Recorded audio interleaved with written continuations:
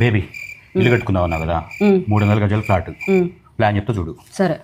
ఇదిగో ఇక్కడ toilet.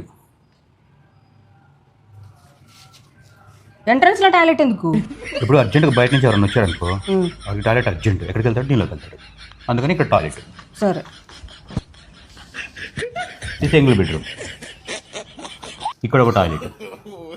Single బెడ్రూమ్లో టాయిలెట్ ఎందుకు? ఇక్కడికి వెళ్ళొచ్చు కదా. ఇక్కడ పడుకుంటాడు కదా, ఎందుకు వెళ్తాడు అక్కడికి? ఇక్కడికి వెళ్తాడు, పడుకున్నాడు.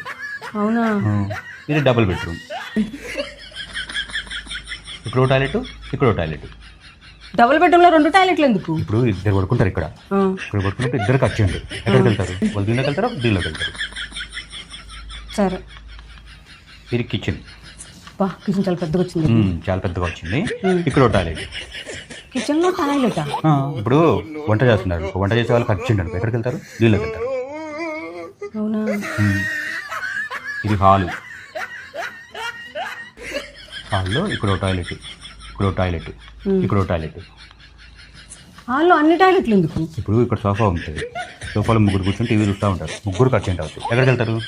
ఒకరు దీనిలోకి వెళ్తారు, దీనిలోకి వెళ్తారు, దీనిలోకి వెళ్తారు. బేబీ దీనికి ఏం పేరు పెడదాం? ఇది ఇంట్లో బాత్రూమ్లు కట్టుకున్నట్టు లేదు, బాత్రూమ్ల మధ్యలో ఇల్లు కట్టుకున్నట్టుంది. ఇంకేం పెడతావు దీనికి పేరు? సులభ కాంప్లెక్స్ అని పెట్టు.